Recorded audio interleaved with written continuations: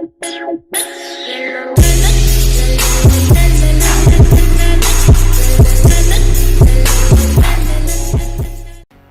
what do we got here? Look at this! A transmission for this guy. He's gonna be excited. So I need a transmission for him because fifth and reverse are blown. So that's why it's still staying on the trailer. I was just waiting to pick this up.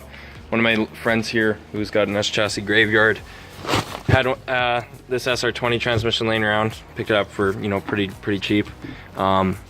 It doesn't have the mount or anything on it. If I can lift it out of here. It doesn't have the mount on it, and I'm gonna swap the sensors because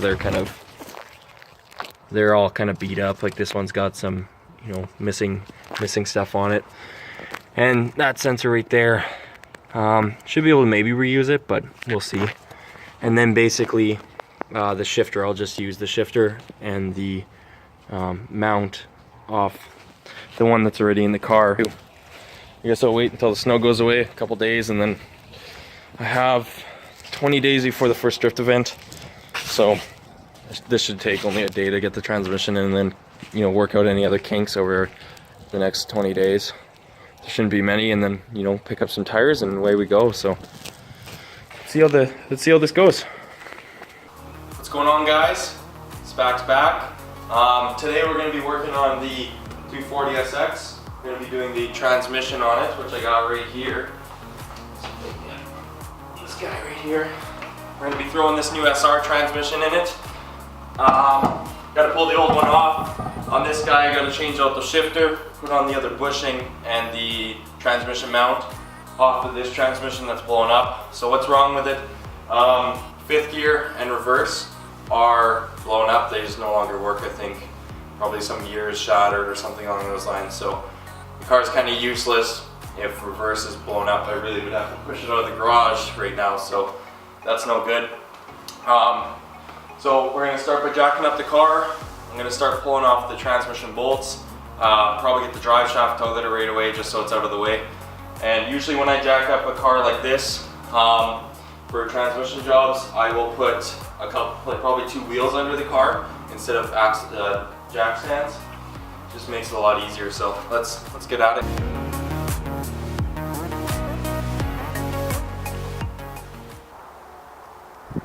Also, by the way, it is finally above 20 degrees outside. Actually, it is finally warm out. I'm basically sweating today. Another thing we're going to be quickly doing is I'm putting this bride seat I have in here. It's a, I think it's a, I can't remember. It's like a first gen bride, I think is what they call them, but it's already on S13 brackets. I had it in my other drift car that I got at fiance's parents' place. It's just sitting there taking up space. And then this seat that I got in here right now is going to be going into one of my buddy's S13s just for the time being so he can drive it until he gets his own bucket seat. So I'll do that quick, but first let's get the car all up in the air.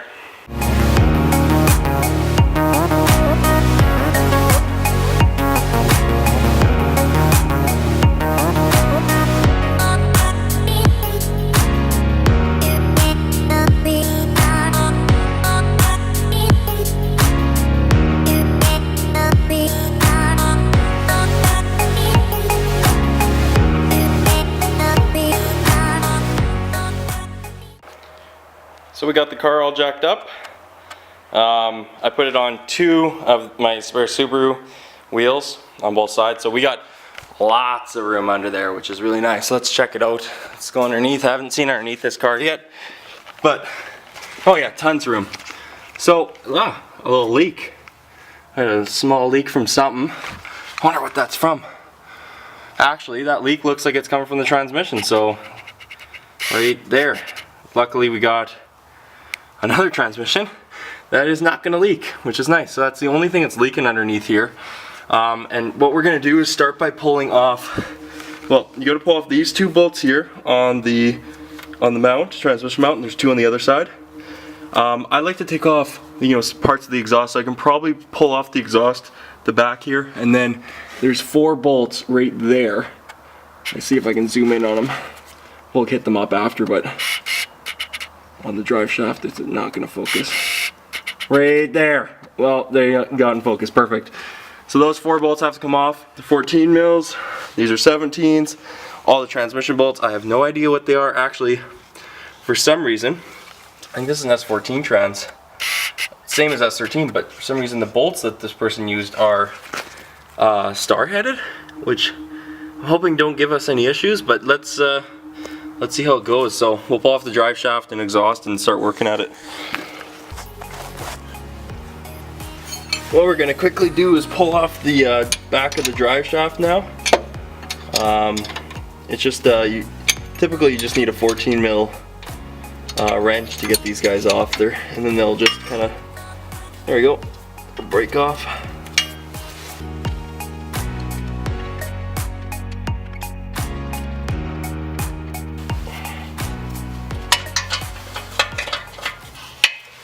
So the next thing I'm doing here is I'm going to pull off the downpipe, which starts here and goes to the front of the car, which is this way. There's 2 bolts on this flange here. I'm going to unbolt it that way so I don't have to remove, I guess I could remove this section. I don't know. Maybe what I'll do is actually take out this bung for my, if you can see it there, this bung here is for my, what is it called? Air fuel gauge, air fuel. What are they called? Wideband. I'm going to remove this, which is for my wideband, and then there's 3 bolts on the top of the downpipe that have to come off, and then this whole section basically can just drop out, so then it's out of my way. Because I mean, the drive shaft, I already have it unloosened, so all I have to do is yank that off, and then pretty much I can just remove this bolt, the 3 there, pull this off. This whole section comes out. And then we have a lot more room to get into the transmission here in this area, so it'll be a lot easier. So let's just quickly yank this stuff off and so here's the first issue we ran into so far trying to get this exhaust off. Right now we're looking at the downpipe. That's the turbo there. It comes in a downpipe and goes down the back of the car. So the issue we're having is I got 1 bolt off and it was a 14. Now these are 17 mil bolts. And I can't get a socket around it because it won't fit in between the side rate. See if it'll focus. Maybe I'll just manually focus it. Hang on. So it won't fit in between there. Now I got the same issue. There's 3 bolts. And 1 out, and then the other one's on this side. So you got 1 there, 1 there, 1 there. So I cannot get a socket around that, and a wrench will not turn because it's in a bad angle. So I gotta work at this and kind of see what I can do.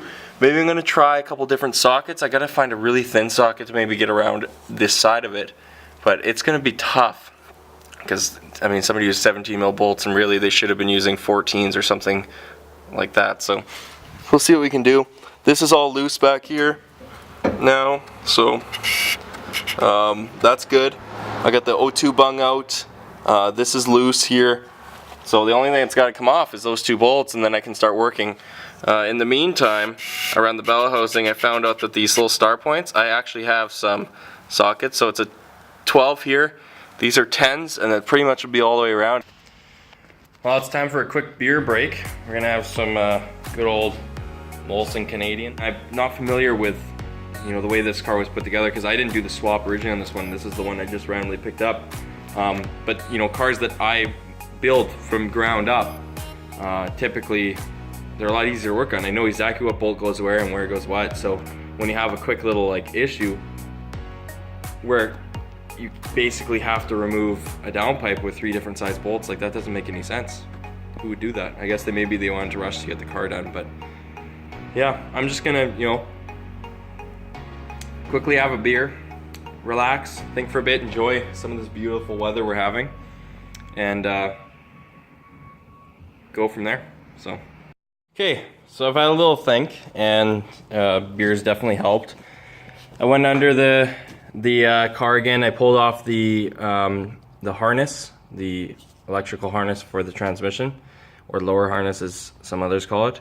Now, I've noticed something in my engine bay, and I'm actually missing a couple studs. One there underneath the manifold. This is the exhaust manifold that goes to the turbo. I noticed a couple studs are missing. So I'm having a really hard time getting that downpipe off.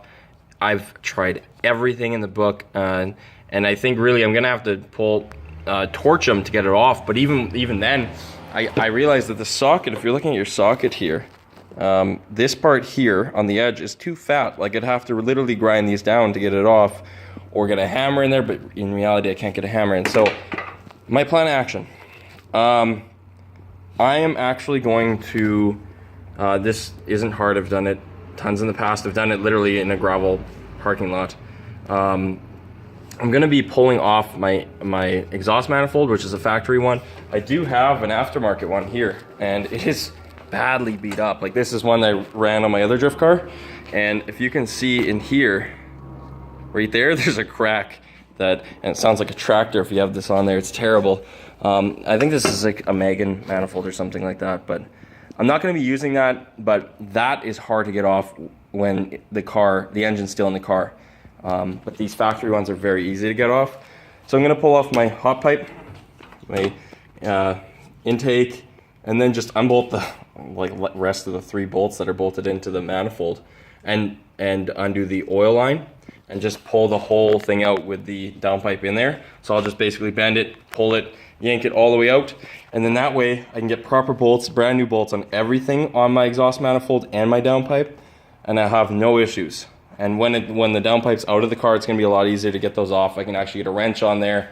I can, do some funky stuff to get it off. So that's the new plan of action. I understand it's gonna take a little bit longer to do this, and I had planned to get the transmission done in one day. But that being said, it is a brand new car of mine, and I want to make it mine. I want to make things work properly on it. I want to make sure bolts are right. I want to get like stuff like this bolted down, a battery tie down, a non-Honda lawnmower battery. I think that's what this is. Maybe get a battery in the back of the trunk, something like that. And just make it all around a good running driving vehicle. So let's start by pulling off some of this stuff, and we'll dive into that. I think this episode's actually gonna go into 2 parts now, and we'll make it kind of a mini series. And this series is gonna go on for a while, I think, because likely the SR will probably stay in for a while, but until it blows up, SR problems, or the head goes or something like that, I'm gonna leave it in there. This car is likely in the future gonna get a full paint job. There's dings all over there. Like there's a ding in the door. There's actually these nice aftermarket mirrors. You can see orange paint on it, and I cannot tell you how many times this thing's been painted. This car's been around. Like this thing is a crazy. It's got around. So I want to fix the rust. I want to do body kit on it. I want to make it clean. I want to make it a good street car, because it is plateable in my province. So I may as well take my time, do things slow, make things kind of right to make the car a lot better of a vehicle. So, I'm just going to go around and I'm going to get that kind of done. So I understand the drift event's next Saturday, but I need to be out of here. I think I need to be packed and ready on Friday, because there's also a defrost is what we call it. It's our first car event of the season. So we're going to be going down. We're going to trailer this guy for the drift event. We're gonna attend the meet, go to the drift event the next day, and it'll be a fun weekend. I'm gonna see if I can get a bunch of footage out of that, and that should be fun. So let's get this manifold pulled off, get the transmission off, and see if we can finish it today.